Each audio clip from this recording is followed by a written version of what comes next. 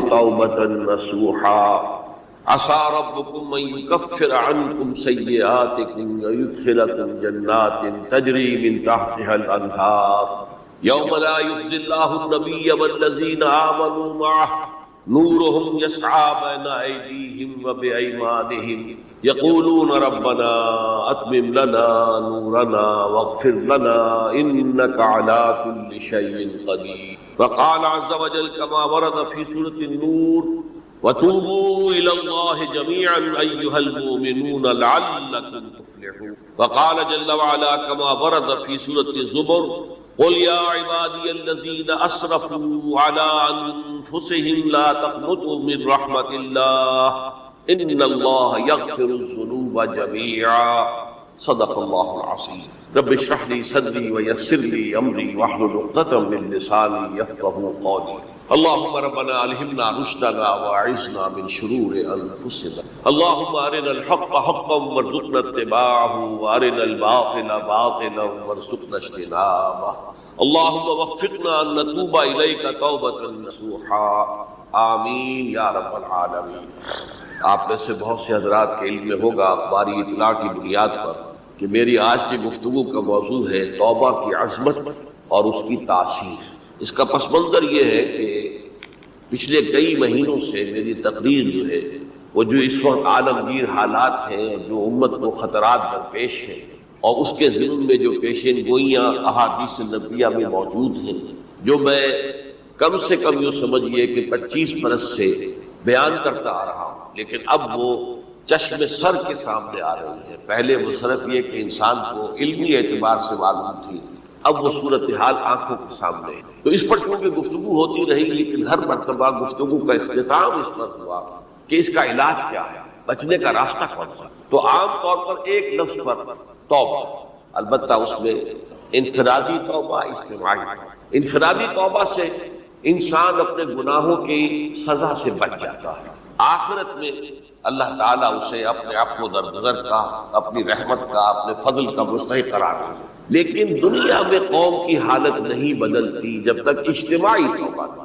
اس اجتماعی توبہ کے ضمن میں مختصراً تو میں نے کچھ باتیں عرض کی ہیں، لیکن پھر بھی چونکہ ہر مرتبہ گفتگو کے اختتام پر یہ بات آتی تھی اور وقت ختم ہو رہا ہوتا تھا، لہذا اس کے بارے میں تفصیل سے گفتگو نہیں رہی. تو آج میں نے طے کیا کہ جو حالات ہیں وہ تو اب سامنے آ رہے ہیں. جو سلسلہ شروع ہو گیا ہے عراق میں، جس کے بارے میں شیرون صاحب یہ کہہ چکے ہیں کہ ان قریب عراق پر ہمارا قبضہ ہوا، یعنی امریکہ کا نہیں، اسرائیل کا. اور یہ بات بھی اب سامنے آ چکی ہے کہ مڈل ایسٹ کا پورا نقشہ بدل دینے کا پروگرام ہے. یہ جو مڈل ایسٹ کے ممالک ہیں یہ کب وجود میں آئے تھے؟ پچھلی صدی 20ویں صدی میں جو پہلی جنگ عظیم ہوئی، اس سے پہلے یہ پورا علاقہ سلطنت عثمانیہ، خلافت عثمانیہ، پورا شمالی افریقہ، پورا یہ مغربی ایشیا، حجاز سمیت سارا معاملہ ایک سلطنت، ایک ملک، خلافت. پہلی جنگ عظیم کے بعد پھر حصے بکھرے کیے انہوں نے، جیسے کہ مال غنیمت کو بیٹھ کر بعد میں تقسیم کیا جائے کہ اس عالم عرب کے جو ہے اب ٹکڑے ٹکڑے کر دو اور انہیں باہم تقسیم کر. مصر، عراق یہ برطانیہ، شام، الجزائر یہ فرانس، لیبیا اطالوی، آگے ہسپانوی، یہ سارے ٹکڑے جو ہوئے تھے اور ملک بنے تھے، یہ تو اس وقت کی بندرگاہ تھی. اسی طرح اب کہا جا رہا ہے کہ اس جنگ کے بعد حقیقت میں مڈل ایسٹ کا نقشہ تبدیل ہے. یہ صرف چینج آف ریجیم نہیں ہے، چینج آف ریجن، علاقے کا. اور اس کو ہم اپنی اصطلاح میں جب کہیں گے تو گویا کہ ایک عظیم تر اسرائیل کے قیام کا منصوبہ ہے جس پر عمل کا آغاز ہو. ورنہ اس جنگ کی کوئی وجہ سمجھ نہیں، کوئی جرم ثابت نہیں ہوا صدام کا. پہلی خلیج کی جنگ میں تو اس کا جرم ثابت تھا، اس نے کویت پر حملہ کیا تھا. اس وقت تو کوئی جرم سرے سے ہے ہی نہیں. ان کے اپنے معاہدہ انسپیکٹر جا کر بتاتے رہے کہ کچھ نہیں دیکھا ہم نے، کچھ نہیں پایا. اس حوالے سے سوچئے کہ کیا جواب، کوئی جواب پوری دنیا میں یہ بات تسلیم کی جاتی ہے کہ بلا جواز حملہ، اور کس قدر شدت سے ہے، کتنی طاقت سے، کتنی قوت سے ہے، کتنی فوجیں آئی ہیں، کتنے جو ہے خلیج کے اندر جہاز کھڑے ہوئے ہیں جن پر سے کہ ہوائی جہاز اڑتے ہیں، کتنے چھوٹے چھوٹے جہاز کھڑے ہوئے ہیں، کہاں کہاں سے حملے ہو رہے ہیں. اصل میں وہ کتاب الملاحم کے اندر حضور نے جن خبروں کی پیشن گوئی کی تھی وہ اب ہمارے سامنے. اسی طرح پاکستان کا معاملہ ہوتے ہوتے رفتہ رفتہ ہمارے گرد گھیرا تنگ ہو رہا. ہم پر ایک الزام تو وہ کہتے ہیں کہ آپ چاہے لاکھ دفعہ قسم کھا لیں ہم نہیں مانیں گے، شمالی کوریا کو ایٹمی صلاحیت جو ہے وہ آپ ہمارے پاس ثبوت، اس کے بدلے میں ان سے میزائل ٹیکنالوجی آپ نے ہمارے پاس ثبوت، اور آپ کشمیر میں کراس بارڈر انفلٹریشن اور ٹیررزم کو روک نہیں سکے، آپ نے نہیں روکا، اور یہ جو ہے فنڈامنٹلسٹ جو ہیں آپ کے ملک میں سر اٹھا رہے ہیں، 2 صوبوں میں ان کی حکومتیں بڑھ گئی ہیں، اس سے تو اندیشہ ہے کہ کہیں ایٹمی صلاحیت جو ہے آپ کی وہ ان کے ہاتھ میں نہ چلی جائے، پھر تو وہ القاعدہ اور ٹیررسٹ کے حوالے پہنچ جائے۔ لہذا حالات جو ہے بہت نگنگوں ہیں، اور یہی وجہ ہے کہ اس کا عکس ہمیں نظر آتا ہے بھارت کا جو طرز عمل ہے اس وقت، جس طرح تھریٹننگ انداز اس کا اس وقت ہے، اتنا اس سے پہلے کبھی نہیں۔ وہ کہتے ہیں کہ جو اصول امریکہ نے اختیار کیا ہے کہ جس ملک سے مستقبل میں کوئی اندیشہ ہے اس پر پہلے سے حملہ کرنے کا حق حاصل ہے، یہ نہیں کہ اس کا کوئی جرم ثابت ہو، ہمیں اندیشہ ہے لہذا ہمیں حملہ کرنے کا، تو اسی طرح پھر ہمیں بھی پاکستان کے اوپر حملہ کرنے کا حق۔ بہرحال میں ان میں اب زیادہ وقت صرف نہیں کرنا چاہتا، یہ چیزیں تو اب رائٹنگ آن دی وال کی حیثیت سے ہماری نگاہوں کے سامنے۔ آج میں چاہتا ہوں کہ اس توبہ کے موضوع پر کچھ عرض کروں، اور اس میں بھی ایک خاص بات جس کی طرف کہ میرا ذہن حال ہی میں منتقل، وہ آج میں یوں سمجھیے کہ اضافی طور پر آپ کے سامنے رکھوں۔ دیکھیے توبہ کے بارے میں قرآن مجید میں بے شمار آیات، اور توبہ جو ہے ہماری دینی تعلیمات کا ایک اہم ستون ہے۔ میں نے ابھی صرف 3 مقامات سے آیات آپ کو سنائی ہے۔ یا ایھا الذین آمنوا توبوا الی اللہ توبۃ نصوحا، اہل ایمان اللہ کی جناب میں توبہ کرو خلوص کے ساتھ، اخلاص کے ساتھ، توبۃ النصوح، زبانی کلامی نہیں، توبہ کی تسبیح نہیں، بالفعل۔ عسیٰ ربکم ان یکفر عنکم، امید ہے تمہارا رب تمہاری برائیوں کو تم سے دور کر، یہ توبہ کی تاثیر ہے۔ اگر آپ کے اخلاق اور کردار میں کوئی غلط شے شامل تھی، اللہ تعالیٰ آپ کے کردار کے دامن کو دھو دے، اور آپ کے اعمال نامے میں اگر دھبے لگے ہوئے تھے تو اللہ تعالیٰ ان دھبوں کو بھی دھو ڈالے۔ عسیٰ ربکم ان یکفر عنکم سیئاتکم ویدخلکم جنات تجری من تحتہا الانہار، اور تمہیں داخل کرے گا ان باغات میں جن کے دامن میں ندیاں ہیں۔ یوم لا یخزی اللہ النبی والذین آمنوا معہ، وہ دن جس دن اللہ تعالیٰ اپنے نبی کو رسوا نہیں کرے گا، معاذ اللہ ثم معاذ، اور نبی کے ساتھ ہی ان کو بھی کہ جو ان کے ساتھ ایمان لا۔ نورہم یسعیٰ بین ایدیہم و بایمانہم، ان کا نور ان کے داہنی سامنے طرف اور داہنی طرف دوڑتا ہوا، نور ایمان قلب سے پھوٹ رہا ہوگا اور وہ سامنے روشنی ڈالے گا، اور نور اعمال صالحہ داہنے ہاتھ کی طرف سے کیونکہ عمل کرتے ہیں نیک ہم، تو وہاں سے نور ظاہر ہوگا جو دنیا میں اعمال کی شکل میں کمایا ہے۔ اور اس وقت یہ اہل ایمان کہتے ہوں گے یقولون ربنا اتمم لنا نورنا واغفر، اے اللہ ہمارے نور کو کامل فرما دے۔ اس کا پس منظر یہ ہے کہ ظاہر بات ہے کہ ایمان کے درجات بھی بے شمار ہیں، کہاں ابو بکر صدیق کا ایمان، کہاں ایک عام صحابی کا ایمان، کہاں ہم جیسے غیر صحابہ عام مسلمانوں کا ایمان، کہ نسبت خاک رابع عالم پاک، اسی نسبت سے اس نور کی انٹینسٹی ہو۔ حضور نے فرمایا کچھ لوگوں کا نور تو اتنا ہوگا کہ وہ مدینے سے صنعاء تک اس کی روشنی پہنچ گئی، یمن کے دارالحکومت، اور کچھ لوگوں کا نور اتنا ہوگا کہ صرف ان کے قدموں کے آگے روشنی ہو، جیسے ٹارچ ہوتی ہے آپ کے۔ تو ظاہر بات ہے کہ اگر آپ کو رات کے وقت جنگل سے گزرنا ہو اور پگڈنڈی ہو کوئی اور اندھیری شب ہو، تو آپ کے لیے وہ ٹارچ بھی کس قدر بڑی غنیمت ہے کہ آدمی دیکھ لیتا ہے کہ سامنے سانپ ہے، کیا ہے، گڑھا ہے، کھائی ہے، کیا ہے۔ تو اس روز وہ جن کو وہ ٹارچ نصیب ہو گئی وہ بھی بہت خوش قسمت، بہت خوش قسمت، بہت خوش قسمت۔ لیکن ان کا کیا کہنا، جن کا نور مدینے سے صنعاء تک پہنچا، تو جن کے نور کی انٹینسٹی کم ہوگی وہ اللہ سے دعا کرتے ہیں ربنا اتمم لنا نورنا، پروردگار ہمارے نور کو بھی کامل کر۔ تو نے اپنے ان بندوں پر کتنا فضل کیا ہے، کتنا بڑا نور ان کو عطا کیا۔ اتمم لنا نورنا، ہمارا نور بھی اس کا اتمام فرما دے، تکلیف واغفر لنا۔ اور یہ کیسے ہوگا؟ ایسے ہوگا کہ ہمارے گناہوں کی پردہ پوشی، گناہوں کی پردہ پوشی ہوگی تو پھر اس نور کی انٹینسٹی میں اضافہ۔ واغفر لنا انک علی کل شیء قدیر، یقیناً تو ہر شے پر قادر۔ پھر میں نے آپ کو آیت سنائی سورہ نور کی، یہ آیت نمبر 31 بڑی طویل آیت ہے، اس کا آخری ٹکڑا ہے وَتُوبُوا إِلَى اللَّهِ جَمِيعًا أَيُّهَا الْمُؤْمِنُونَ لَعَلَّكُمْ تُفْلِحُونَ، اے ایمان والو اللہ کی جناب میں سب مل جل کر توبہ کرو تاکہ تم فلاح۔ یہ گویا کہ اجتماعی توبہ کا جو میں نے آپ کے سامنے اصطلاح بیان کی ہے، یہ اس کا نقش۔ اور ایک اور آیت جو میں نے آپ کو سنائی سورہ زمر کی آیت نمبر 53، بعض لوگوں پر کچھ مایوسی طاری ہو جاتی ہے، ہم اتنے عرصے سے گناہ کرتے چلے آ رہے ہیں، کیسے معافی ہو، کیسے ممکن ہے، کیسے چھٹکارا ملے گا؟ ایسے لوگوں کے لیے ان کے اطمینان کے لیے، ان کی دلجوئی کے لیے، ان کی تسلی کے لیے یہ آیت عظیم ترین آیات میں سے قرآن میں۔ قل یا عبادی الذین اسرفوا علی انفسہم، اے نبی کہہ دیجئے اے میرے وہ بندو جنہوں نے اپنی جانوں پر ظلم کیا ہے، ظلم اٹھایا ہے، زیادہ تم گناہ کرتے رہے ہو تو اپنی جان پر ظلم کیا ہے، میرا تو کچھ نہیں بگاڑا، اللہ تو غنی ہے، اس کی تو سلطنت میں کوئی کمی نہیں آتی۔ ایک حدیث قدسی میں الفاظ آئے ہیں میرے بندو اگر تم سب کے سب اولکم و آخرکم و انسکم و جنکم، تمام انس و جن اور اولین سے لے کر آخرین تک کسی بدترین انسان جیسے فاسق و فاجر ہو جائیں، سب ابلیس بن جائیں، تب بھی میری سلطنت میں کوئی کمی نہیں۔ اور اگر تم سب کے سب اولین و آخرین اور انس اور جن سب مل کر جو متقی ترین انسان ہو سکتا ہے ویسے بن جاؤ، ابو بکر صدیق بن جاؤ، تب بھی میری سلطنت میں کوئی اضافہ نہیں۔ تو اللہ تعالیٰ کا تو کچھ بگڑتا نہیں ہے، انسان گناہ کرتا ہے تو اپنا نقصان ہے۔ قل یا عبادی الذین اسرفوا علی انفسہم، کہہ دیجئے اے نبی اے میرے وہ بندو جنہوں نے اپنی جانوں پر ظلم کیا ہے، ستم کیا ہے،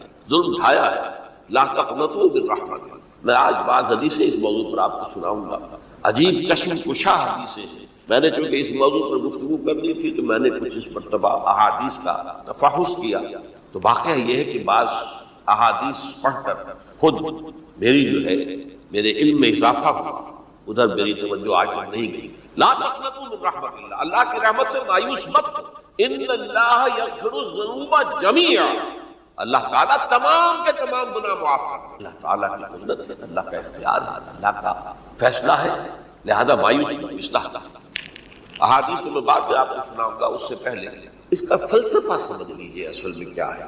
دیکھیے ایک ہے طبیعی اعمال، فزیکل، ان کا ہم دنیا میں اصول یہ دیکھتے ہیں کہ اس کے نتائج لازم اور ان سے چھٹکارا نہیں مل سکتا۔ آپ نے سنکھیا کھایا ہے تو مریں گے، چائے کھانے کے بعد آپ نے خودکشی کا ارادہ کیا، سنکھیا کھا لیا، اب چاہے آپ پر ندامت ہو، پشیمانی ہو، پریشانی ہو، توبہ کرے، آپ کا بچنے کا کوئی سوال نہیں، مرنے کا۔ اللہ یہ کہ اللہ تعالیٰ جو ہے اپنی معجزانہ کسی قدرت سے اس عمل کا جو طبعی نتیجہ ہے اس کو نکلنے سے روکو۔ آگ کی فطرت ہے وہ جلاتی ہے، اللہ کے حکم کے تحت حضرت ابراہیم کو اس نے نہیں جلایا، یا نار کونی بردن وسلام علی ابراہیم، لیکن یہ ہمیشہ نہیں ہوتا، یہ تو ایک دفعہ ہو گیا بس۔ اللہ جب چاہے اب بھی کر سکتا ہے، لیکن یہ روز روز نہیں ہے۔ روز روز جو بھی فزیکل لاز ہیں وہ چل رہے ہیں، اگر وہ نہ چلے تو کوئی سائنس پاسبل ہی نہ ہو، کوئی ٹیکنالوجی ممکن ہی نہ ہو۔ یہ تو ان فزیکل کیمیکل لاز جو ہیں ان کا دوام ہے، جس کی وجہ سے یہ ساری سائنس اور ٹیکنالوجی اب کہاں سے کہاں پہنچ رہی ہے کہ عروج آدم خاکی سے انجم سہمے جاتے ہیں کہ یہ ٹوٹا ہوا تارا کہیں مہی کا عمل نہ بن جائے۔ تو یہ توبہ جو ہے فزیکل اعمال میں مفید نہیں ہے، چاہے آپ پر یہ احساس بد کیا کر بیٹھا، کیا میں نے کیا، کیوں میں نے کھا لیا، یہ سب کیا، تو توبہ سے کرنا۔ جو اخلاقی اعمال ہے ان کا قانون یہ نہیں ہے، اخلاقی اعمال کے نتائج ختم ہو جاتے ہیں توبہ سے۔ یہ ایک بہت بڑا قانون، بہت بڑا قانون۔ ایسا نہیں ہے کہ کسی گناہ سے انسان کی فطرت میں کوئی ایسی مستقل کجی واقع ہو جائے کہ جس کی اصلاح کی کوئی صورت ہی نہیں۔ بڑے سے بڑے توبہ کرو، خلوص دل سے کرو، جو اس کے اصول ہیں، جو اس کے قواعد ہیں، جو اس کے ضوابط ہیں، جو اس کی شرائط ہیں، ان کو پورا کرو۔ تو بڑے سے بڑے اعمال، برے سے برے اعمال، میں حدیثیں آج آپ کو سناؤں گا، حیران کروں، کیونکہ عام طور پر یہی ہوتا ہے کہ مواعظ میں چونکہ لوگوں کو اصلاح کی ترغیب دلانی ہو تو وہ جو انذار کا پہلو ہے اسے زیادہ نمایاں کیا گیا۔ اللہ کی طرف سے شدید ذو انتقام، اللہ انتقام دے گا، اللہ سزا دے گا، لیکن یہ دوسرا پہلو جو ہے وہ بھی اپنی جگہ پر بہت اہمیت رہا کہ طبیعی اعمال کے نتائج اور عواقب اور اخلاقی اعمال کے نتائج و عواقب کی ایک جیسے۔ اب اس معاملے میں تاریخ مذاہب عالم میں جو بہت بڑی غلطی ہوئی، بہت بڑی تورات میں حضرت آدم اور حوا علیہ السلام سے جو غلطی اور خطا ہو گئی تھی، آپ اندازہ کیجئے کیا مقام اللہ نے عطا کیا تھا، سارے فرشتوں کو ان کے سامنے سجدہ کروا دیا، اور ایک ہی حکم تو دیا تھا نا کہ اس درخت کے قریب نہ جانا، اور تو ابھی کوئی شریعت نہیں تھی، کوئی لمبے چوڑے احکام نہیں تھے، کھاؤ جہاں سے چاہو، اس ایک درخت سے بات کرنا، وَلَا تَقْرَبَا هَٰذِهِ الشَّجَرَةَ فَتَكُونَا مِنَ الظَّالِمِينَ، اور وہی کام کر بیٹھے حضرت آدم اور حضرت حوا علیہ السلام۔ کتنا بڑا، کتنا بڑا، لیکن قرآن نے وضاحت کر دی کہ آدم نے توبہ کی، اللہ نے معاف کر دیا، اللہ تعالیٰ سے کلمات سیکھے، ندامت دل میں پیدا ہو گئی حضرت آدم، لیکن الفاظ نہیں تھے، کس ان الفاظ میں اللہ سے معافی مانگوں، مجھ سے خطا ہو گئی، بہت بڑی غلطی ہو گئی، وہ الفاظ بھی اللہ نے سکھائے. فتلقى آدم من ربہ کلمات، یہ ہے جس میں کہ وہ علامہ اقبال کا ایک شعر ہے ان کے نوجوانی کے دور کا، جس پر میں بھول رہا ہوں کہ داغ دہلوی تھے یا کوئی اور تھے کہ جنہوں نے علامہ سے کہا تھا میاں اس عمر میں، اور یہ شعر ہے اس بڑی محفل میں بات آئی تھی کہ موتی سمجھ کے شان کریمی نے چن لیے قطرے جو تھے میرے عرق انفعال. انفعال کہتے ہیں عربی پشیمانی، شرمندگی. اور عام طور پر جب کسی انسان پر پشیمانی اور شرمندگی طاری ہوتی ہے تو پیشانی جو ہے اس پر کچھ پسینہ سا. تو قطرے جو تھے میرے عرق انفعال کے موتی سمجھ کے شان کریمی نے چن لیے. اللہ کی نگاہ میں ان کی اتنی قیمت، ان کی اتنی وقت میرے بندے نے پشیمانی اختیار کی ہے، اپنے اس غلط کام کے اوپر اسے رنج اور افسوس ہو رہا ہے، تو اللہ کی نگاہ میں اس کی یہ عظمت، یہ قیمت. تو اللہ تعالیٰ نے جب حضرت آدم کے دل میں وہ پشیمانی پیدا ہو گئی تو الفاظ نہیں تھے. کن الفاظ میں ہم کہتے ہیں نا کہ مجھے سمجھ نہیں آ رہا کہ میں کس منہ سے آپ سے بات کروں، میری یہ حیثیت نہیں ہے، میں کن الفاظ میں اپنی جو ہے خطا کا اعتراف کروں. تو اللہ نے وہ کلمات خود سکھا دیے. فتلقى آدم من ربہ کلمات فتاب علیہ انہ هو التواب الرحیم. یہ چیز کہیں تورات جب دوبارہ مرتب ہوئی ہے تو وہ نکل گئی، اس میں رہ گئی، باقی رہتی اس میں شامل ہوئی. یہ تاریخی اعتبار سے جان لیجئے تورات جو ہے وہ آج سے 2500 بلکہ 2600 برس قبل سے دنیا سے غائب ہے. یہ تورات کا جو نسخہ تھا یروشلم میں 587 قبل مسیح میں جب نبوکدنضر، شاید آج کل آپ دیکھ رہے ہیں یہ عراق کی جنگ میں عراق کے جو خاص ڈویژنز ہیں عراقیوں کے ریپبلکن گارڈز کے، ان میں سے ایک کا نام جو ہے وہ نبوکدنضر ڈویژن، ایک کا حمورابی ڈویژن ہے. حمورابی جو ہے عراق کا بہت پرانا بادشاہ تھا اور تاریخ انسانی میں سب سے پہلا قانون اس نے مرتب. حمورابی یہ بہت پرانی تہذیب ہے، دنیا کی غالباً سب سے زیادہ اینشنٹ تہذیب جو ہے وہ عراق کی ہے. حضرت ابراہیم یہی پیدا ہوئے شہر ار. تو نبوکدنضر نے جب تباہ کیا تھا یروشلم کو، 6 لاکھ آدمیوں کو قتل کیا اور 6 لاکھ کو قیدی بنا کر لے گیا بیبیلونیا. بابل کا لفظ بھی آج کل آ رہا ہے. کسی زمانے میں وہ عظیم شہر تھا دنیا کا، وہ معمولی سا شہر رہ گیا ہے، نئے شہر بڑھ گئے. تو اس وقت سے اس نے جب یروشلم میں جو ہیکل سلیمانی حضرت سلیمان کی بنائی ہوئی مسجد تھی اس کو جب گرایا، اس کے بعد سے وہیں پر وہ نسخہ رکھا ہوا تھا تورات. پھر دنیا میں وہ نسخہ آپ نہیں. یہودیوں کا کہنا ہے کہ موجود ہے مسجد اقصی کے نیچے، وہ جب اس نے گرایا تھا تو جو نیچے تہخانے تھے وہ نہیں گرے تھے، وہ محفوظ رہتے، اوپر ملبہ آ گیا اور وہیں پر وہ تورات اور وہ تابوت سکینہ جس میں حضرت موسیٰ کا عصا بھی رکھا ہوا ہے اور بہت سے وہ من اور سلوہ کے بھی نمونے رکھے ہوئے ہیں. وہ تابوت سکینہ اس کا قرآن مجید میں سورہ بقرہ میں ذکر ہے، وہ بھی موجود ہے. اور جو ربائی وہاں اس وقت تھے ان کے علماء، ان کی لاشیں بھی وہاں پڑی ہوئی. وہ جب ہم کھدائی کریں گے تو دنیا میں سامنے. لیکن بہرحال اس وقت جو مجھے کہنا تھا وہ یہ کہ چونکہ اصل تورات اس وقت گم ہو گئی، 150 سال کے بعد اسے پھر یادداشتوں سے کچھ مرتب کیا گیا کہ اس میں غلطیاں پیدا ہوئی. اب انسانی یادداشت کا معاملہ آ گیا. انہی میں سے ایک بڑی غلطی یہ ہوئی، اومیشن یہ ہوئی کہ حضرت آدم نے جو توبہ کی اور اللہ نے قبول فرما لیا، اس کا ذکر اس میں نہیں. اس سے نتیجہ عیسائیوں نے کیا اختیار کیا کہ وہ اوریجنل سن کہتے ہیں اسے، وہ جو ابتدائی گناہ تھا عظیم جو ہمارے جد امجد آدم سے سرزد ہوا تھا، اس گناہ کا اثر جو بھی بچہ نسل آدم میں پیدا ہوتا ہے وہ لے کر آتا ہے. یہ زمین و آسمان کا فرق ہے. اسلام کے نزدیک ہر بچہ جو پیدا ہوتا ہے وہ معصوم بلکہ مسلم ہے. کل مولود یولد علی الفطرہ، جو بھی بچہ پیدا ہوتا ہے وہ فطرت اسلام پر پیدا ہوتا ہے. فابواہ یحودانہ او یمجسانہ او ینصرانہ، یہ تو والدین ہیں اس کے جو اسے مجوسی یا عیسائی یا یہودی بنا لیتے ہیں، ورنہ وہ تو مسلمان ہوتا ہے، فطرت کی کلین سلیٹ لے کر آتا ہے. عیسائیت کہتی ہے ہر انسان جو پیدا ہوتا ہے بنیادی طور پر گناہگار ہے، اپنے جد امجد کے گناہ کا بوجھ لے کر آ رہا. اب اس کا علاج انہوں نے پھر کیا تجویز کیا، یہ ہے کہ ایک غلطی پر دوسری غلطی اور دوسری پر تیسری غلطی. خشت اول چون حد بیمار کج تاثریہ بھی رود دیوار کج. اب اللہ نے جب دیکھا اب ہر بندہ جو ہے آدم کی اولاد کا بنیادی طور پر پیدائشی طور پر گناہگار ہے، تو اب کیا کیا جائے؟ تو اللہ نے اپنا اکلوتا بیٹا، صلبی بیٹا مسیح یسوع اسے زمین پر بھیجا. یہ الفاظ میرے ہیں کہ اسے قربانی کا بکرا بنا کر اور ان سب کی طرف سے قبول کر لیا، گناہگاروں کی طرف سے، کہ ان کے گناہ کا کفارہ ہو جائے گا جو عیسیٰ کو مانا. یہ عقیدہ ہے عیسائی. جڑ کیا ہے کہ گناہ ہو گیا تو گناہ کا اثر تو رہے گا. قرآن یہ کہتا نہیں، اللہ دھو دیتا. تمہاری سیرت و کردار کے اوپر بھی جو داغ ہیں دھل جائیں گے، اور تمہارے نامہ اعمال میں جو دھبے ہیں وہ بھی دھل جائیں گے۔ توبہ کرو، توبوا الی اللہ نصوحا، کرو وہ توبہ کے جو بالکل خلوص دل کے ساتھ۔ اب میں ذرا آپ کو کچھ احادیث، ایک طرح کا یہ تبشیر کا پہلو ہے آج ہماری گفتگو میں کہ جو نمایاں ہوگا۔ یہ بعض احادیث تو چھوٹی چھوٹی ہے اور یہ بہت مرتبہ میری گفتگو میں آ چکی ہے، صرف اس وقت حوالہ دے کر گزر جاؤں گا۔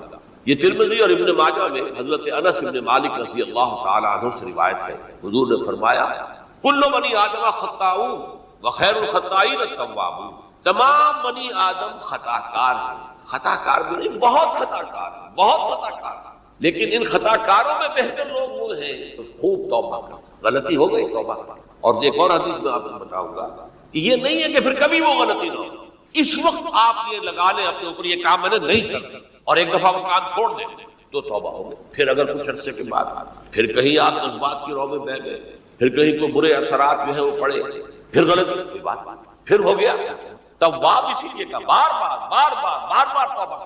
تو کل بنی آدم خطاؤون وخیر الخطائین التوابون۔ دوسری حدیث یہ بھی ابن ماجہ اور بہقی میں ہے، حضرت عبداللہ بن مسعود رضی اللہ تعالی عنہ، التائب من الذنب کمن لا ذنب له، گناہ سے توبہ کرنے والا ایسے ہے جیسے اس نے کبھی گناہ کیا ہی، دھل جاتی ہے، تختی دھل گئی، بچے نے تختی لکھی تھی اس کو دھو دیا، ختم۔ ایک حدیث تو پڑھ کر میں بھی چونکا، یہ اصل میں اسلوب ہے بیان کا بتانے کے لیے کہ تمہارے دلوں کے اندر مایوسی کا غلبہ، مایوس اصل میں جو ہے مایوسی یہ ابلیسیت، نوٹ کر لیجیے، مایوسی ابلیسیت کی کا عکس، مبلس کہتے ہیں کسے جو مایوس ہو گیا، ابلیس سب سے بڑھ کر مایوس ہے وہ ابلیس، اسے معلوم میرا چھٹکارا تو نہیں ہے، لہذا میں جتنوں کو اپنے ساتھ لے کر جہنم میں جھونک دوں یہی میری کمائی ہے، میں نے تو بچنا نہیں۔ تو ابلیس کہتے ہیں جو انتہائی مبلس، جو رحمت خدا بندی سے مایوس ہے۔ اب اس کو دور کرنے کے لیے حدیث سنیے، اور یہ حدیث مسلم شریف کی ہے، صحیح ہے، حضرت ابو ہریرہ سے حضور فرماتے ہیں والذی نفسی بیدہ، قسم ہے اس ذات کی جس کے ہاتھ میں میری جان ہے، لو لم تذنبوا، اگر تم لوگ گناہ نہ کرتے، لذهب اللہ بکم، تو اللہ تعالیٰ تمہیں لے جاتا کہیں اور، ولجاء بقوم یذنبون، اور پھر کسی ایسی مخلوق کو پیدا کرتا ہے جو گناہ کرتے، فیستغفروا اللہ، اور پھر وہ اللہ سے استغفار کر توبہ کرتے، فیغفر لہم، اور اللہ تعالیٰ انہیں معاف کرتے۔ تو میں نے عرض کیا کہ یہ بات چیز ہوتی ہے کہ جن کا واقع سے کوئی تعلق نہیں ہوتا، لیکن ایک زور بیان کے لیے ایک بات کو ایمفیسائز کرنا، جیسے قرآن مجید میں آتا ہے اے نبی کہہ دو ان کان للرحمن ولد فانا اول العابدین، اگر اللہ کا کوئی بیٹا ہو تو میں سب سے پہلے میں اللہ کو پوچھتا ہوں، تو اللہ کا اگر کوئی بیٹا ہوتا تو کیا میں اسے نہ پوچھتا، لیکن نہیں ہے۔ اب یہ نہیں ہے، نفی کے لیے زور دیا کہ اگر اللہ کا کوئی بیٹا ہو، لو کان للرحمن ولد فانا اول العابدین۔ اسی طرح یہ ہے کہ اگر انسان گناہ نہ کرتے اور گناہ کے بعد توبہ کر کے اللہ تعالیٰ کی شان غفاری کا ظہور نہ ہوتا، یہ بھی ایک عجیب فلسفے کی بات ہے، اللہ نے یہ کائنات کیوں پیدا کی؟ قرآن مجید میں اس کو براہ راست ایڈریس نہیں کیا گیا، اس کو میرے علم کی حد ہو سکتا ہے کہیں بہت خفی انداز میں ہو اور ابھی تک میری نگاہ سے بھی جو ہے وہ چھپا رہ گیا، ہو سکتا قرآن مجید کے غامض بات ایسے ہو سکتا۔ کوئی شخص، میں تو کہتا ہوں کہ اگر کوئی شخص کہتا ہے، میرے بارے میں ایک عالم دین نے کہہ دیا تھا کہ اسے قرآن پر بڑا عبور حاصل ہے، تو میں نے انہیں پیغام پہنچایا، جن صاحب نے مجھے ان کا یہ جملہ سنایا تھا کہ آپ نے قرآن کی توہین کی، قرآن پر عبور کسی انسان کو، عبور کا مفہوم کیا ہے؟ دریا کے دو کنارے ہیں، آپ اس کنارے سے اس کنارے چلے گئے تو آپ نے عبور کیا دریا، قرآن کے کنارے ہے ہی نہیں، لا پیدا کنار۔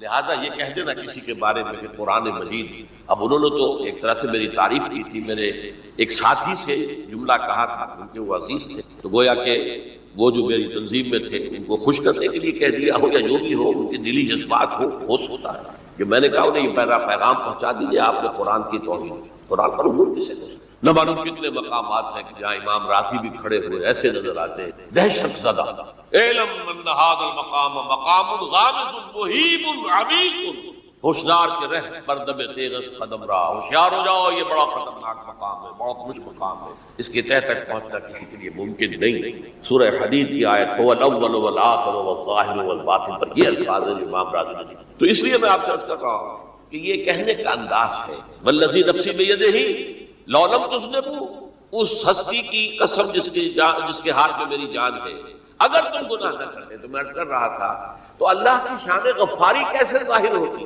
اللہ نے کائنات کیوں پیدا کی؟ کنت کنزا مخفیا فاحببت ان اعرف فخلقنا الخلق۔ محدثین کرام اگرچہ اس حدیث کی سند کو پختہ نہیں مانتے، لیکن اکثر مفسرین نے اس کو تسلیم کیا ہے۔ علامہ آلوسی نے تسلیم کیا کہ میں ایک چھپے ہوئے خزانے کے مانند تھا۔ اب خزانہ کہیں پڑا ہے، اس کا کیا حاصل کیا ہے؟ وہ تو کہیں کھلے کسی کے پاس جائے تو اس سے فائدہ اٹھائے تب تو فائدہ ہوا۔ تو کنت کنزا مخفیا، میرے اندر طاقت تھی، قوت تھی، خلاقی تھی، میری شان ساری میرے اندر ہی اندر تھی۔ کنت کنزا مخفیا فاحببت ان اعرف، تو میں نے یہ چاہا کہ مجھے پہچانا جائے، فخلقنا الخلق، تو میں نے خلق کی تخلیق کی، اب مجھے پہچانو اس کائنات میں، یہ میری تخلیق ہے، آؤ دیکھو۔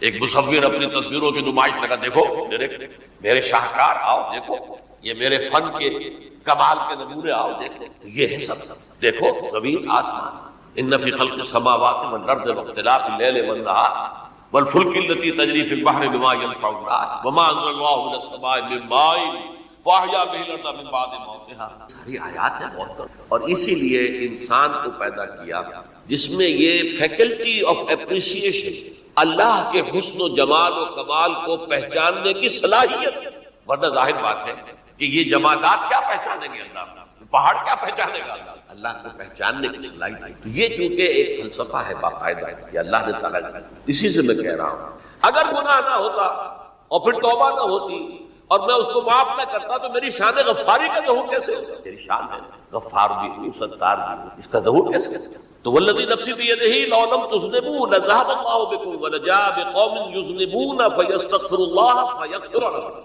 اگر تم لوگ گناہ نہ کرتے تو اللہ تمہیں ختم کر کے کوئی اور ایسی مخلوق پیدا کرتا کہ جو گناہ کرے اور پھر وہ توبہ کرے اور اللہ سے۔ اسی سے ملتی جلتی ایک حدیث ہے، یہ امام احمد اور امام بہقی لائے ہیں، اور اس کے راوی حضرت علی ہے رضی اللہ تعالی عنہ۔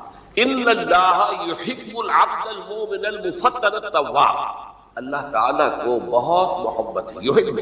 اب دیکھیے ایک طرف وہ آیات ذہن میں لائی، اللہ تعالیٰ کن سے محبت کرتا ہے؟ واللہ یحب المحسنین، یا وہ لوگ ان اللہ یحب الذین یقاتلون فی سبیلہ صفا کانہم بنیان مرصوص، اللہ محبت کرتا ہے اپنے ان بندوں سے جو اس کی راہ میں جنگ کرتے ہیں صفے باندھ کر، گویا سیسا پلائی ہوئی دیوار ہے۔ یہ ہے مثبت کام، نیک کام، محسنین، اللہ کی راہ میں قتال کرنے والے۔ یہاں اس کے برعکس کہا جاتا ہے ان اللہ یحب، اللہ تعالیٰ محبت کرتا ہے اپنے اس بندے سے، العبد المؤمن، جو مومن ہو۔ اس کی ایک اور بڑی پیاری حدیث آئے گی، المفتن التواب، جو بہت فتنوں میں مبتلا ہو جاتا ہو اور پھر بہت توبہ کرتا ہو، مفتن التواب، لیکن ساتھ ہی پلٹتا ہو، رجوع کرتا ہو، پھر اللہ کے حضور میں حاضر ہوتا ہو، پھر معافی مانگتا ہو۔ اللہ تعالیٰ کو اپنا ایسا بندہ بہت پسند۔ اب میں کچھ اور حدیثیں آپ کو سنا رہا ہوں۔ توبہ کا دروازہ دو اعتبارات سے کہا گیا ہے کہ ایک وقت آنے پر بند۔ ایک حدیث کے تو الفاظوں میں نوٹ کر کے نہیں لایا ہوں کہ اللہ تعالیٰ نے توبہ کا ایک دروازہ اتنا چوڑا کھلا رکھا ہوا ہے کہ جس کو عبور کرنا جو ہے وہ سال ہر سال میں ممکن، اور یہ بند نہیں ہوتا جب تک کہ سورج مغرب سے طلوع نہ۔ یہ قیامت کی جو آخری، قریب قیامت کی جو آخری نشانیاں ہیں تو سے وہی حدیث میں آپ کو سنا رہا ہوں، عن ابی ہریرہ رضی اللہ تعالی عنہ، اور یہ مسلم شریف کی روایت ہے، من تاب قبل ان تطلع الشمس من مغربها تاب اللہ علیہ، سورج کے مغرب سے طلوع ہونے سے قبل تک جو لوگ توبہ کریں گے اللہ تعالیٰ ان کی توبہ قبول۔ البتہ جب وہ قیامت کی وہ نشانی ظاہر ہو جائے کہ سورج مغرب سے طلوع ہو رہا ہے، اب دروازہ توبہ کا بند ہے۔ اب اس کے بعد اگر توبہ کوئی کرتا ہے تو اللہ تعالیٰ اس کی توبہ کو، یہ تو اجتماعی سطح پر ہوئی، انفرادی سطح پر۔ عن عبداللہ بن عمر رضی اللہ تعالی عنہما عن النبی صلی اللہ علیہ وسلم قال ان اللہ عز وجل یقبل توبۃ العبد ما لم یغرغر، یہ ترمذی میں ہے حضرت عبداللہ بن عمر رضی اللہ تعالی عنہما سے کہ اللہ تعالیٰ اپنے بندے کی توبہ قبول کرتا ہے جب تک کہ وہ، جسے ہم کہتے ہیں گھنگرو نہ بولنے لگے حلق کے اندر، جبکہ نزع، عالم نزع ہو اور جان جو ہے وہ آ کر پھر یہاں اٹکتی ہے، تو اس وقت تک دروازہ کھلا ہے۔ لیکن جب یہ شکل ہو گئی تو دروازہ، یہ انفرادی سطح پر ہو گیا، جب آپ کے موت کے آثار اتنے واضح ہو گئے کہ اب جا رہے ہیں، اب توبہ کریں گے تو توبہ قبول۔ اجتماعی سطح پر جب قیامت جو ہے اس کی وہ گھڑی آ گئی کہ سورج مغرب سے طلوع ہو گیا، اب توبہ کا دروازہ۔ ایک اور حدیث ہے جو میں نے بہت مرتبہ اس کا ترجمہ تو آپ کو بہت دفعہ سنایا ہے، آج میں چاہتا ہوں اس کو پورے متن کے ساتھ آپ کے سامنے۔ یہ حضرت انس بن مالک رضی اللہ تعالیٰ عنہ سے مروی روایت ہے، جو حضور کے خادم خاص تھے، اور یہ متفق علیہ بھی ہے، یعنی بخاری میں بھی ہے، مسلم، لیکن تھوڑا سا فرق ہے الفاظ کا۔ تو جو مسلم شریف کی روایت ہے اس کے الفاظ کیا ہے؟ للہ اشد فرحا بتوبۃ عبدہ حین یتوب الیہ، جان لو اللہ تعالیٰ کو زیادہ خوشی ہوتی ہے اپنے کسی گناہ گار بندے کی توبہ سے جبکہ وہ توبہ کرتا ہے۔ کس سے زیادہ ہوتی ہے؟ اب اس کی ایک تمثیل، من احدکم، ایک ایسے شخص سے بھی زیادہ بڑھ کر خوشی ہوتی ہے، کان علی راحلتہ بارض الفلات، کہ جو بہت ہی دور دراز کے سنسان علاقے میں سفر کر رہا تھا، فانتحرفت منہ، اس کی سواری جو ہے دونوں، وعلیہا طعامہ وشرابہ، اسی پر اس کا کھانا بھی تھا اور پانی بھی، اونٹنی پر سفر کر رہا تھا، اسی پر ہوتا ہے راحلہ جو ہے راستے کا سامان۔ اچانک کہیں بیٹھا ہے تھوڑی دیر کے لیے سستانے کے لیے، کہیں اونٹ آ گئی اور اونٹنی صاحب غائب ہوئی۔ اب آنکھ کھلی اور اس نے دیکھا، فَأَيَّسَ مِنْهُ، تلاش کر کے مایوس ہو گیا، کہیں اونٹنی کا سراغ۔ اب ظاہر بات ہے کسی صحرا میں یہ کیفیت، اس کا مطلب کیا ہے؟ یقینی موت۔ فَأَتَىٰ شَجَرَةً فَاسْتَجَعَ فِي ظِلِّهَا وَقَدْ أَيَسَ مِنْ رَاحِلَتِهِ، تو وہ ایک درخت کے نیچے اس کے سائے میں آ کے لیٹ گیا، گویا کہ موت کی امید۔ فَبَيْنَهُمَا وَهُوَ كَذَلِكَ إِذْ هُوَ بِهَا قَائِمٌ، کہیں دوبارہ آنکھ لگی ہے، جو کھولا تو دیکھا اونٹنی تو موجود ہے کھڑی، تو وہ فوراً اس کی وہ جو رسی ہے وہ پکڑتا ہے، فَأَخَذَ بِخِتَامِهَا ثُمَّ قَالَ مِن شِدَّةِ الْفَرْحِ، اب جو اسے مسرت ہوئی اس کا آپ اندازہ کر سکتے ہیں، ایک یقینی موت کا معاملہ آ چکا تھا، اور اچانک اللہ تعالیٰ نے جو کھوئی ہوئی اونٹنی جو ہے وہ واپس دلا دی۔ تو وہ کہنا تو یہ چاہتا تھا، اللہ تو میرا رب ہے، میں تیرا بندہ ہوں، لیکن جسے ہم کہتے ہیں کہ خوشی کی انتہا فرط مسرت میں ایسی زبان لڑکھڑائی، اس نے کہا اللہم انت عبدی وانا ربک، اے اللہ تو میرا بندہ ہے، میں تیرا رب ہوں۔ یہ کہتے ہیں یہ کیا ہے؟ فرط مسرت، جسے آپ خوشی کی انتہا، کہ جس میں انسان جو ہے اتنی بڑی خطا کر بیٹھتا ہے۔ اللہ کو اپنے کسی گناہ گار بندے کی توبہ سے اس سے بھی زیادہ، اب ظاہر بات ہے کہ تماثیل کس لیے، بعض لطائف، بعض حقائق اتنے لطیف ہوتے ہیں کہ ان کو بیان نہیں کیا جا سکتا بتمام کمال، تو مثالوں کا سہارا لیں۔ اللہ کو کتنی خوشی ہوتی کیا سمجھیں گے؟ لہذا یہ مثال تو سمجھ میں آ گئی کہ ایک لقدق صحرا میں انسان کر رہا تھا، ایک ہی اس کا پانی ہے، اس کا کھانا ہے، کہیں ٹھہرا ہے تھوڑی دیر کے لیے، اونٹنی غائب ہے، اور اس کے بعد تلاش کر کے شمال مغرب جنوب ہر جگہ دیکھ لیا، اب تک کہیں اونٹنی کا سراغ نہیں، اب موت کے انتظار میں کہ اچانک دیکھتا ہے تو وہ اس شدت فرح میں یہ کہہ بیٹھتا ہے اللہم انت رب انت عبدی وانا ربک انا للہ و انا الیہ راجعون۔ اب دیکھیے ایک حدیث وہ آ رہی ہے، اور اس کو یوں سمجھیے، اللہ تعالیٰ نے جو انسان پیدا کیے ہیں ان کے مزاج مختلف ہیں۔ ان میں کچھ لوگ ہوتے ہیں جو قوی ہوتے ہیں ارادے کے، جو فیصلہ کر لیا جاتا ہے، کچھ لوگوں میں وہ قوت ارادی اتنی مضبوط نہیں، وہ ادھر ادھر سوچتے رہتے ہیں، کچھ لوگ جسمانی طور پر بہت توانا ہوتے ہیں، کچھ لوگ جسمانی طور پر پیدائشی طور پر کمزور ہوتے ہیں۔ تو اگر کوئی قوت ارادی کمزور رکھنے والا شخص ہے، وہ بھی تو اللہ کی تخلیق ہے، اللہ کا بندہ ہے، خطاؤں کا ظہور ہو جاتا ہے، توبہ کرتا ہے، پھر کچھ عرصے کے بعد پھر خطا کا ظہور ہو جاتا ہے، پھر توبہ کرتا ہے، تو ہم تو یہ سمجھیں گے کہ ایک حد کے بعد پھر اس کی توبہ قبول نہیں ہوتی۔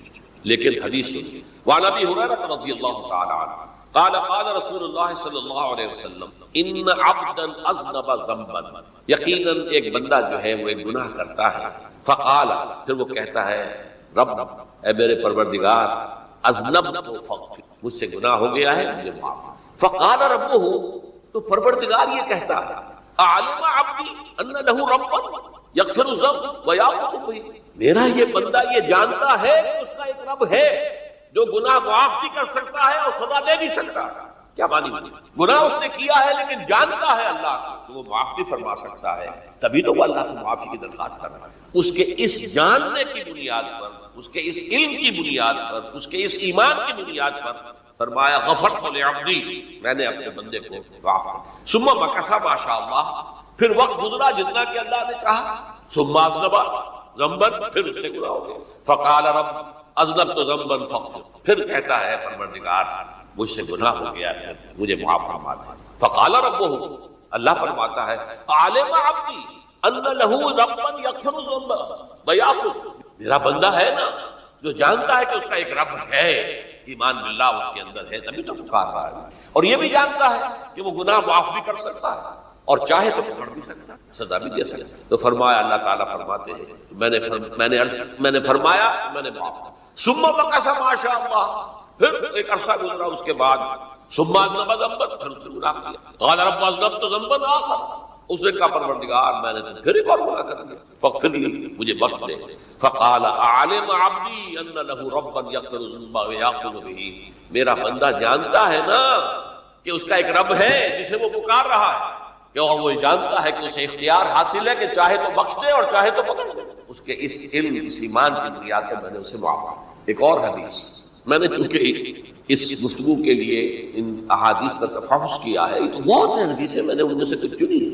ہمارے بعض واعظ ناصح وہ بھی کسی شخص کو روکتے رہے، برائیوں سے روکتے رہے، نہیں رکتا تو کہیں غصے میں آ کے اللہ تجھے کبھی معاف نہیں کرے۔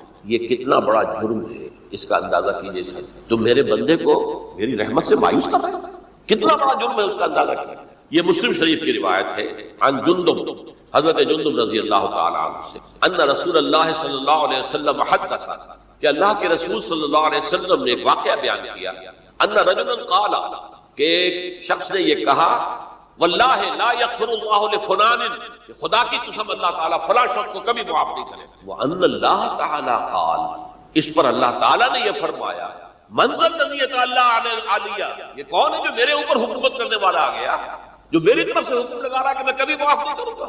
من ذا الذی، کون ہے وہ شخص، الذی یتعالی علیہ انی لا اغفر لفلان، کہ میں فلاں شخص کو کبھی معاف نہیں کروں گا، قد غفرت لفلان، اس کو تو میں نے معاف کر دیا، واحبطت عملہ، اس شخص کے تمام اعمال میں نے ضائع کر دیے، میرے بندے کو مایوس۔ یہ ہے جو توبہ کی دعوت دیتے رہو، توبہ کے لیے لوگوں کو آمادہ کرو، توبہ جو ہے اس کے لیے ترغیب دیتے رہو، اللہ تعالیٰ معاف فرمانے والا۔ اب آخری حدیث سنا رہا ہوں، یہ تو بہت ہی عجیب حدیث ہے اور متفق علیہ، بخاری اور مسلم دونوں۔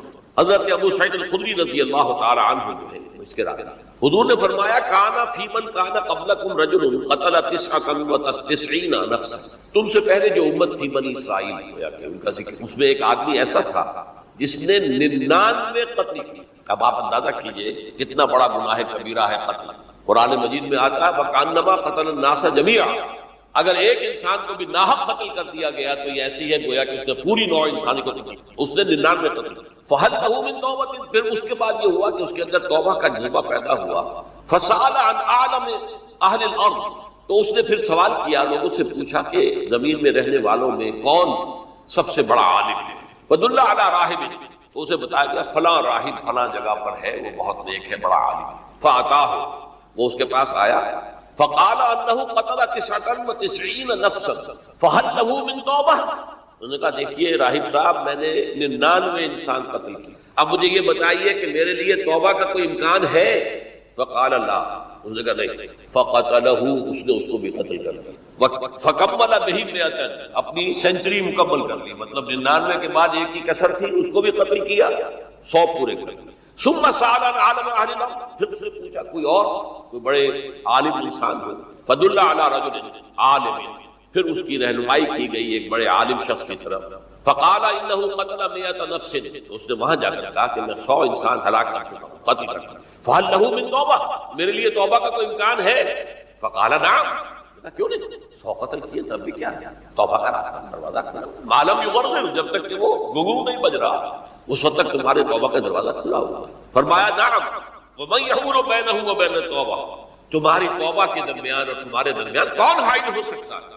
توبہ کا دروازہ کھلا، لیکن ساتھ ہی کہا انطلق الی ارض کذا و کذا، اب تم ایسے کرو جہاں تم رہتے ہو وہاں نہ جاؤ واپس، وہاں کا ماحول اچھا نہیں، معاشرہ اچھا نہیں، ہو سکتا ہے کہ تم توبہ پر قائم نہ رہ سکتے، تم فلاں جگہ چلے جاؤ وہاں اچھے لوگ آباد ہیں، ان میں جا کے فإن بها اناسا یعبدون اللہ تعالی، وہاں ایسے لوگ آباد ہیں جو اللہ کی بندگی کرتے ہیں، فاعبد اللہ معہم، تو تم ان کے ساتھ مل کر اللہ کی بندگی اور پرستش کرو، ولا ترجع الی ارضک، اپنی زمین کی طرف اپنے وطن میں واپس نہ جاؤ، فإنها ارض سوء، وہ بری جگہ، فانطلق، تو وہ چل پڑا، ہجرت کر رہا ہے، اس جگہ جا رہا ہے جہاں کا راہب نے بتایا، حتی اذا نصف الطریق، جب آدھا راستہ اس نے پورا کر لیا، اتاہ الموت، فاختصمت فیہ ملائکۃ الرحمت و ملائکۃ العذاب، اب وہ جہنم کے فرشتے بھی آ گئے اس کی جان قبض کرنے کو، اور جنت کے بھی آ گئے. فقالت ملائکۃ الرحمہ، رحمت والے جو فرشتے ہیں جنت والے، انہوں نے کہا جا تائبا مقبلا بقلبہ للہ تعالی، یہ شخص توبہ کر کے اللہ تعالیٰ کی طرف ہجرت کر رہا تھا، اس لیے اس کی نیت کی بنیاد پر اب یہ جنتی ہے، لہذا اس کی روح ہم. وقالت الملائکۃ العذاب، اور وہ جو عذاب والے فرشتے ہیں وہ کہیں گے انہ لم یعمل خیرا قط، تو نے توبہ کے بعد کوئی نیک عمل تو کیا ہی نہیں، تو کس بنیاد پر اس کو تم جنت میں لے جاؤ گے؟ اس کو تو دوزخ میں جانا چاہیے. فَأَتَاهُ مَلَكٌ فِي صُورَةِ الْآدَمِيِّ، تو ان کے پاس اللہ نے ایک اور فرشتے کو بھیج دیا آدمی انسانی شکل کے اندر. فَجَعَلُوهُ بَيْنَهُمْ، ان فرشتوں نے کہا بھائی ہمارا فیصلہ کرا دو، اس کی روح ہم لینا چاہتے ہیں یا ہم لینا چاہتے ہیں. انہیں حکم بنا دیا. فَقَالَ قِيسُوا مَا بَيْنَ الْأَرْضَيْنِ فَإِلَىٰ أَيَّتِهِمَا كَانَ أَقْرَبُ، کہ تم فاصلہ ناپ لو جہاں سے وہ چلا ہے اور جہاں جا رہا تھا اور یہاں اس کی موت ہو رہی ہے، تو کون سا فاصلہ ہو جاتا ہے. جب ناپا گیا، بلکہ ایک حدیث میں آتا ہے کہ اس پر اللہ نے زمین کو جو ہے حکم دے دیا، ایک طرف والی زمین تو سکڑ جا، دوسری والی جو ہے تو پھیل جا، تاکہ وہ جدھر جو جا رہا تھا وہ زیادہ قریب ہو جائے بنسبت اس کے کہ جہاں سے وہ چلا تھا. تو اس فیصلے پر پھر جو فرشتے تھے جو کہ رحمت کے فرشتے تھے وہ اس بندے کو لے گئے جنت. یہ ہے توبہ کی عظمتوں کی تاثیر. اب آئیے اجتماعی توبہ کا طریقہ کار جو میں نے بہرحال بیان کیا ہے. پہلے افراد توبہ کریں اور صحیح توبہ کریں. صحیح توبہ کیا ہے؟ ہماری زندگیوں میں کوئی حرام شے ہے فوراً نکالنا. ہماری معاشرت اور اس معاشرے میں رہتے ہوئے جو قانون ہے جس کے ہم پابند ہیں، ہم کسی زانی کو رجم نہیں کر سکتے، ناممکن ہے. یہ تو قانون ہی بنے گا تب ہوگا. ہم کسی چور کا ہاتھ نہیں کاٹ سکتے، تو قانون بنے گا تو ہوگا. تو ہم جن چیزوں پر عمل نہیں کر سکتے قانوناً، ان کے علاوہ باقی پوری شریعت جس پر عمل کیا جا سکتا اس پر عمل پیرا. سود میں بند نہیں کر سکتا، بینکوں کو میں آگ نہیں لگا سکتا، اور بینکوں کو آگ لگا دیں گے تب بھی سود تو ختم نہیں ہوگا. لیکن یہ تو کر سکتا ہوں کہ براہ راست سود میں ملوث نہ، سود پر قرضہ لے کر اپنا کاروبار نہ چمکاؤں، نہ بڑھاؤں، سود پر قرضہ لے کر اپنے مکان نہ اونچا کروں. یہ تو کر سکتا. تو کم سے کم جو ڈائریکٹ کسی نے قانون نہیں بنایا کہ لازم ہے آپ پر کہ آپ سودی قرضہ لیں اور اپنی بلڈنگ عالی شان بنا لیں. یہ اگر کر رہے ہیں تو آپ کے معاشرے میں کوئی قانون نہیں بنا کہ پردہ ختم، برقع حرام. مثل یہ ترکی میں تو کر دیا گیا برقع حرام، وہاں تو سر کو اوپر جو ہے ڈھانپنا جو ہے، اسکارف لینا بھی ممنوع. یہاں تو نہیں. پھر یہاں جنہوں نے چھوڑا ہے مجرم خود ہے. یہاں تو اللہ کا شکر ہے کوئی ایسا مصطفیٰ کمال پیدا آج تک نہیں ہوا ہے کہ جس نے ان چیزوں کا حکم دیا. ہاں ترغیب ہے، ذرائع ابلاغ کے ذریعے ہے، فحاشی ہے، اریانی ہے، لیکن چوز آپ خود کرتے ہیں، فیصلے کا اختیار آپ کا ہے. تو جن چیزوں کے اندر بھی گناہ سے بچنے کا امکان ہے اس کو عملاً ترک کیا جائے. اور نمبر 2 عزم مصمم کر لیا جائے کہ اللہ اب بقیہ زندگی جتنی بھی ہے اس میں اپنی توانائیاں، اپنی قوتیں، اپنی صلاحیتیں سب کروں گا تیرے دین کی تبلیغ اور تیرے دین کے قائم کرنے کی جدوجہد. یہ لوگ اگر 14 کروڑ میں 14 لاکھ بھی ہو جائیں، بہرحال 2-4 کی توبہ کرنے سے ملک کی قسمت نہیں بدلتی. معتدل تعداد کے اندر جو ہے یہ لوگ اگر ایسے ہو جائیں اور پھر یہ کہ وہ مل کر اگر زور لگائیں تو واقعی شریعت اسلامی کا نفاذ ہو سکتا، اللہ کا نظام قائم کیا جا سکتا. یہ ملک بنایا اسی لیے گیا. تو یہ توبہ کا جو ہے اجتماعی توبہ کا یہ پوری تفصیل تو میں بارہا بیان کرتا. آج جو میں نے کہا تھا کہ ایک بات کی طرف میرا ذہن حالیہ منتقل ہوا، اس سے پہلے نہیں. یہ توبہ کرنے والے لوگ جب تک 14 لاکھ نہیں 1400 ہی ہو، لیکن یہ اگر دعا کریں گے اللہ تعالیٰ کے خلوص کے ساتھ تو ان کی دعا قبول. دعا بہت بڑی، الدعاء مخ العبادات. ٹھیک ہے، بڑا لمبا راستہ لگتا ہے یہ کہ 14 لاکھ انسان توبہ کرے یا 2 لاکھ یا 3 لاکھ انسان توبہ کرے، صحیح معنی میں توبہ کرے، اور پھر وہ جمع ہو ایک طاقت بنے، تن من دھن لگانے کے لیے، جانے دینے کے لیے تیار ہو. تو لگتا ہے یہ کافی لمبا ہے کہ دراز و دور دیدم رہو رسم پارسائی. یہ تو بڑا لمبا راستہ ہے. اسی سے لوگ کہتے ہیں کہ پھر کیا حل ہوا؟ تو حل جو ہے تو کوئی عملی حل تو نہیں ہوئی. اس میں میرا ذہن منتقل ہوا ہے دعا. اجیب دعوت الداعی اذا دعان امن یجیب المضطر اذا دعا. بھلا وہ کون ہے جو کسی مضطر کسی ایک شخص نہایت پریشان حال ہو گیا ہو، نہایت پریشان حال، اور میں اللہ کو پکارے پروردگار تو میری دستگیری. اللہ کسی اور طرف مجھے کوئی توقع نہیں، کوئی نہیں رہا جس سے مجھے کوئی ہوئی. یہ مضطر اضطرار کی حالت میں آ کر جب بالکل بے چین ہو کر اللہ کو پکارتا ہے تو ہم کو دعا کو، اور دعا کی حد یہاں تک بھی آتے ہیں الفاظ کہ لا یرد البلاء قضاء الا بالدعاء. تقدیر الہی کو بھی اس لیے دو حصوں میں تقسیم کیا گیا. تقدیر مبرم، ایک تو اللہ کا وہ فیصلہ ہے جو ٹل نہیں سکتا کسی صورت میں.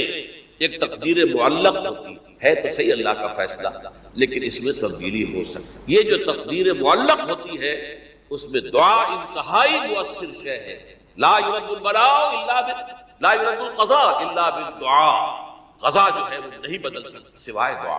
اس دعا کی تو کم سے کم ہم منادی کریں، لیکن پہلے شرط کوئی، ورنہ وہ دعا نہیں ہے، ورنہ وہ توبہ نہیں ہے. توبہ صحیح ہو، حرام سے اپنے وجود کو، اپنے گھر کو پاک کریں. اس کے بغیر تو جیسے کہ کہا گیا سورہ مائدہ میں، قل یا اہل الکتاب لستم علی شیء حتی تقیموا التوراۃ والانجیل. اے نبی ان سے کہہ دیجئے، اے اہل کتاب، تمہاری کوئی حیثیت اللہ کی نگاہوں میں نہیں، تمہاری کوئی دعا اللہ کے ہاں قابل پذیرائی نہیں جب تک کہ تم تورات اور انجیل کو قائم نہیں. لہذا دعائیں تو نہ بدو. 30 لاکھ آدمی جو ہے حج کے موقع پر کیسی کیسی دعائیں مانگتے ہیں. کہاں جا رہی ہیں دعائیں؟ کہاں ہیں ان کی قبولیت کی آثار؟ توبہ صحیح ہو، اور توبہ کے بارے میں آج میں امکانی حد تک آپ کے سامنے آج ترغیب و تشویق کا پہلو رکھا. مایوسی، اس کو کہا بھی جاتا ہے مایوسی کفر ہے. اور میں نے آپ سے کہا لا تقنطوا من رحمت اللہ ان اللہ یغفر الذنوب جميعا. 99 قتل کیے ہوں، 100 قتل کیے ہوں، تب بھی توبہ کرو گے تو اللہ توبہ قبول فرمائے. اور کس شان کے ساتھ قبول فرمائے گا اس کے اندر آیا متفق علیہ حدیث صحیح بخاری اور صحیح. تو اگر ہم اس توبہ کی منادی کریں نمبر 1، اور جو لوگ توبہ کریں صحیح معنی میں، ایک طرف وہ جد و جہد شروع کر دیں اللہ کے دین کے قائم کرنے کی جد، اس میں پیچھے نہ رہے، لیکن اس اسنا میں جو دعائیں وہ کریں گے، اللہ تو نے یہ ملک ہمیں عطا کیا، ہم نے اپنے دور بازو سے اسے دیا، یہ سلطنت خدا داد پاکستان، اور اے اللہ اے خاص ہے خاصان رسول وقت دعا ہے امت میں تیری آ گیا جب وقت. میں اپنے احساسات جو ہیں آپ کے سامنے الفاظ میں بیان نہیں کر سکتا. یہ جب یروشلم کی تباہی ہوئی تھی جس کا میں نے ذکر کیا ہے، 6 لاکھ انسان قتل ہوئے تھے، اور 6 لاکھ کو نبوکدنضر جو تھا وہ ہانک کر بھیڑوں بکریوں کی طرح بیبیلونیا لے گیا تھا. اس سے پہلے کتنے ہی نبی اہل کتاب کے وہ کہتے رہے تھے کہ ہوش کرو، توبہ کر لو. بلکہ ایک جگہ کے الفاظ یہ ہے، درخت کی جڑ پر کلہاڑا رکھا جا چکا ہے، اب بھی ہوش میں آ جا. ہوش میں دنیا پرستی، جو بھی ان کے نفس پرستی جو بھی ان کے اوپر مسلط ہو چکی، اس نے انہیں توبہ نہیں کی، تباہی و بربادی. آج ہماری نگاہوں کے سامنے عراق کے ساتھ کیا ہوا، بغیر اس کے کہ کوئی جرم ہو، بغیر اس کے ہم تو بڑے بڑے جرم کر چکے. ان کی نگاہ نان پرولیفریشن ٹریٹی جو ہے اس کے خلاف ہمارا عمل جا رہا ہے پوری دنیا کے اندر. انہوں نے کہا کہ ہم اس کو ایٹمی صلاحیت نہیں پھیلنے دیں. وہ ایک خاص وقت میں افغانستان میں انہیں ہماری ضرورت تھی اپنے اصل دشمن USSR اپنے مقابل کی طاقت کو ختم کرنے کے لیے. اس وقت انہوں نے اپنا منہ جو ہے پھیر دیا تھا، نہیں دیکھا تھا. اور ہمارے ہاں اللہ کی یہ رحمت آ گئی کہ ایٹمی صلاحیت بھی حاصل ہوئی. اور پوری دنیا میں شاہ عبداللہ نے کہا تھا، پرنس عبداللہ نے، کہ یہ آپ کا نہیں ہے. یہ جو نواز شریف صاحب تھے جب اس کا ہم نے دھماکہ کیا، یہ بم آپ کا نہیں ہے، یہ پوری امت. کیسے یہ برداشت کر سکتے یہودی اور یہودیوں کے اعلی کار عیسائی، خاص طور پر Protestant west white Anglo Saxon Protestant. تو سمجھ لیجئے کہ پاکستان کی جڑوں پر بھی تیشہ رکھا. یہ میرے احساسات کی اس سے کم میں تعبیر ہو نہیں سکتی، لیکن اب بھی امکان ہے، اب بھی امکان ہے، اب بھی امکان ہے. توبہ کرو، توبہ کراؤ، مل جل کر طاقت بنو، کوشش کرو کہ یہاں اسلام کا نظام آ جائے. اور اس اسنا میں بھی دعا کرو اللہ تعالیٰ، اللہ ہمیں مہلت عطا فرما، ہمیں کچھ اور مہلت عطا فرما، اے اللہ ہمیں کچھ اور مہلت عطا فرما. بارک اللہ لی ولکم فی القرآن العظیم ونفعنی وإیاکم بالآیات